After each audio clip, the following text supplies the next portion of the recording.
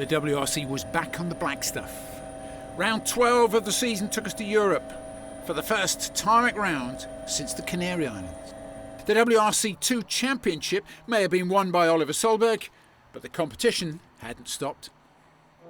At the end of Thursday's first stage, a sign of what could happen. Spain's Diego Ruiloba cruised into the time control carrying a bunch of undergrowth after an off.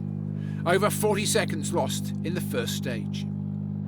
Friday morning and an innocent slip-up and a load of sharp stone in a cut causes Nikolai Gryazin to have to stop and change a wheel, that in stage 5. Roberto Dapra took a cut in a narrow section of the same stage and took a huge hit. The suspension took the knock, but Dapra dropped 2 3/4 of a minute and 3 places.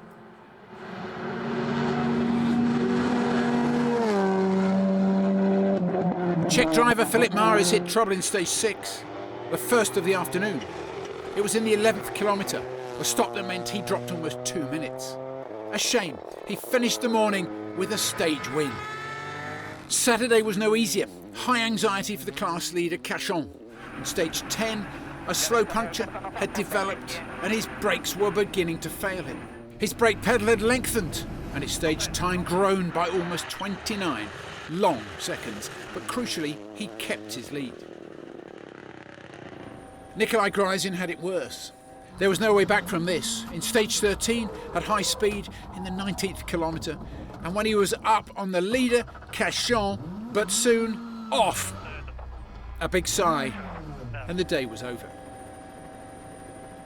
The leaderboard was reshaped once again in stage 14, the last of the day, completed in the dark, where again the leader, Cachon, hit trouble in the shape of a hay bale. And it was some impact, breaking the rear right suspension.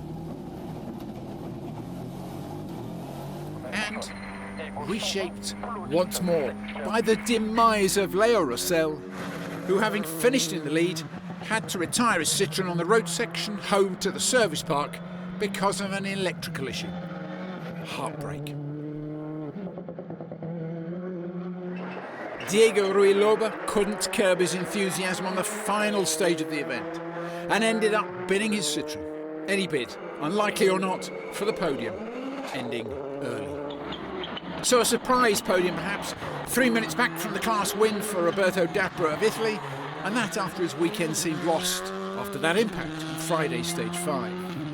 And then the Czech won too, with Filip Mares finishing as the WRC2 runner-up, a result that sounded like it had rekindled his enthusiasm and sharpened his appetite for next season.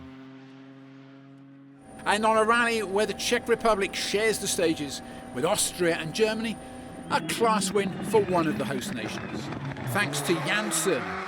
40 seconds in hand when he left service on Sunday morning.